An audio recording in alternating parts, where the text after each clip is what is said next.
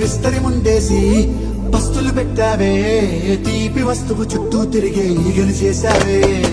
చీచీ చేసి కేలేని మొగుడు కారండాయ్ గుయ్ గుయ్ గుయ్ గుయ్ అంటూ మీదికి రాకుండా కంపెనీ పిల్లలతో ఇంటిని నింపావే సాపాదిండు సంసారాన్ని మేడెక్కించావే